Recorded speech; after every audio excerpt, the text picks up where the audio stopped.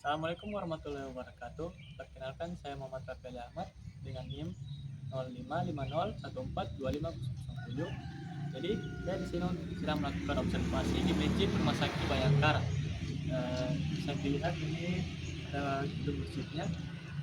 Sekarang kita akan melakukan observasi ke dalam. Ayo. Ini adalah ruangan sholat Masjid Bayangkara dengan sudah dikelilingi dengan AC dan karpet yang sudah disediakan.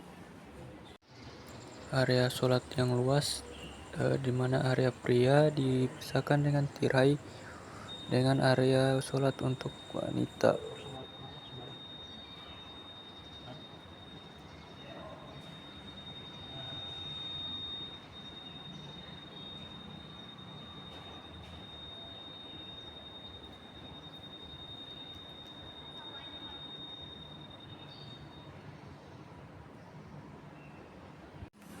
Masjid ini sudah dilengkapi dengan kipas angin dan juga AC di seluruh bagian ruangan.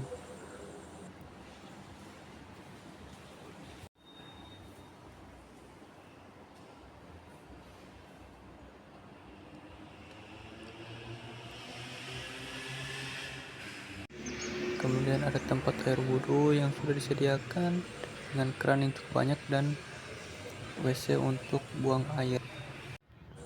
Tempat wudhu pria dan wanita dipisahkan juga dengan dipisahkan secara bersebelahan.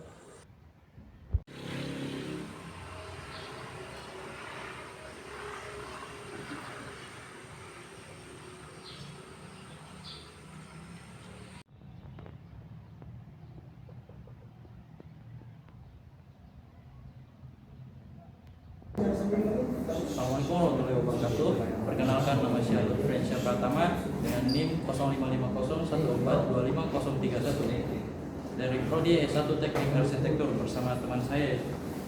Saya Muhammad Rafael Ahmad dengan NIM 0550142507. Baik, saat ini saya sedang bersama dengan dosen dari Teknik Arsitektur dengan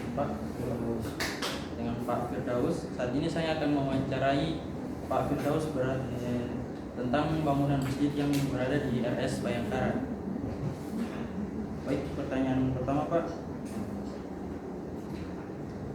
Bangunan apa ya? Masjid yang di RS Bayangkara. Baik, pertanyaan pertama Pak. Untuk pertanyaannya, di mana lokasi dan waktu dan kapan waktu pembangunannya? Oke, lokasi itu ada di Telaga Desa Kutuho. Untuk pekerjaannya itu dari kalau saya tidak salah itu dari bulan Juli 2021 sampai Januari 2022. Baik. Kemudian boleh tahu bagaimana dengan sistem struktur utama yang digunakan? Oke, struktur yang menggunakan ini kita pakai fondasi footplate, struktur ininya pakai baterainya, atapnya kita pakai baterainya, dan penutup atap kita pakai spanduk.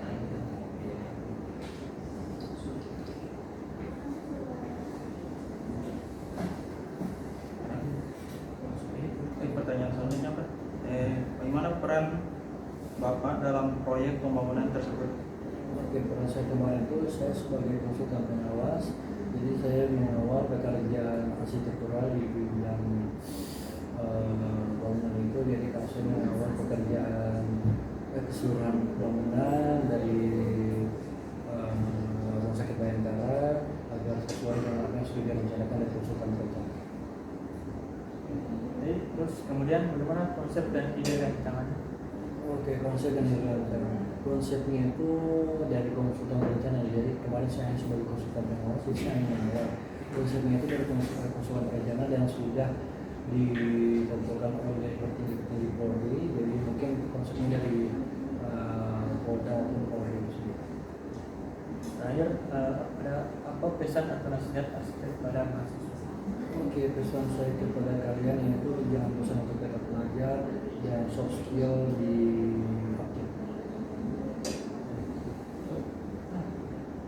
Sekian wawancara kami kepada Bapak Firdaus. Wassalamualaikum warahmatullahi wabarakatuh. Assalamualaikum warahmatullahi wabarakatuh. Perkenalkan, saya Muhammad Rafael Ahmad dengan NIM 0550142507. Jadi, saya di sini sedang melakukan observasi. Sekarang kita akan melakukan observasi ke dalam. Ayo. Ini adalah rumah MPR, itu rumah masyarakat berpenghasilan rendah, yaitu rumah bantuan yang dibuat pada tahun 2021. Dibuat dengan sedemikian rupa agar bisa nyaman untuk dihuni. Sudah ada dapur yang luas dan juga dilengkapi dengan kamar mandi.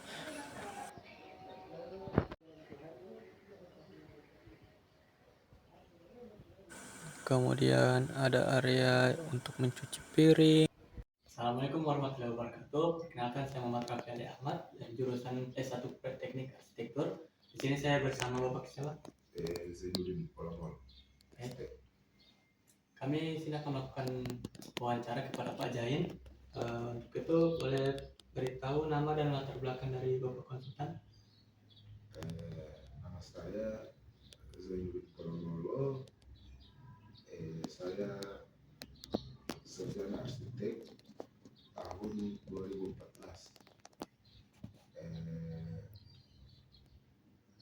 Sebelumnya saya kuliahnya di Universitas Gorontalo, masuk pada tahun 2009 dan wisuda pada tahun 2014. Itu jadi saya yang tanya, apa nama dan fungsi bangunan atau gedung yang pernah Bapak buat? Kalau fungsi dan gedung yang selama ini saya buat adalah itu struktur dan non struktur. Nah, struktur itu terbagi dari slope, kolom, rim balok, dan rangka atap. Kalau non struktur itu berupa lantai, dinding, dan penutup atapnya itu. Nah, itu non struktur. Bisa sebutkan salah satu lokasi dan waktu pembangunan? Kalau kemarin saya di Donggala itu tahun kemarin 2021 lokasinya di Donggala. Kemudian sistem struktur utama yang digunakan itu apa? Itu sistem struktur itu pondasi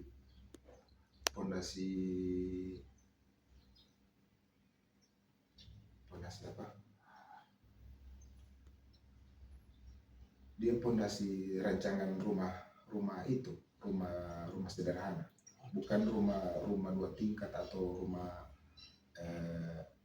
yang strukturnya agak besar kayak gitu.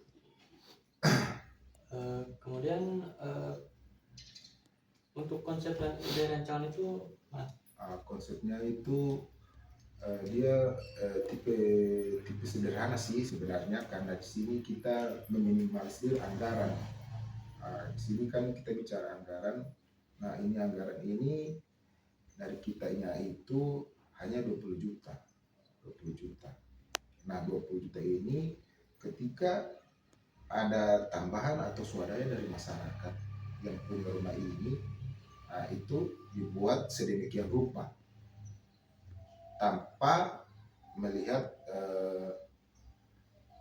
rancangan bangunan ini.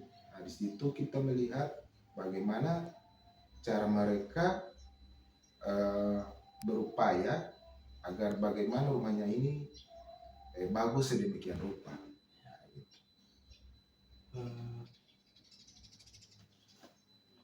Lalu bagaimana peran Bapak dalam proyek pembangunan tersebut? Pembangunan saya dalam proyek tersebut yaitu mendampingi sekalian merancang rancangan anggaran biaya sampai pelaksanaan proyek tersebut. Terus apakah Bapak punya pesan atau nasihat untuk arsitek di masa depan? Pesan saya dalam arsitek masa depan itu kalau bisa mahasiswanya itu jangan kebanyakan teori-teori di kampus. Harus semester 1, semester 2 atau semester 3 itu sudah turun langsung ke lokasi proyek, supaya pas pelaksanaan atau selesai perkuliahan atau sudah sarjana tidak kaget dalam proyek atau pembangunan yang akan mereka tangani sesudah sarjana. Gitu sih dari saya. Jadi itu adalah wawancara saya kepada Bapak Jain. Itu Assalamualaikum warahmatullahi wabarakatuh. Waalaikumsalam.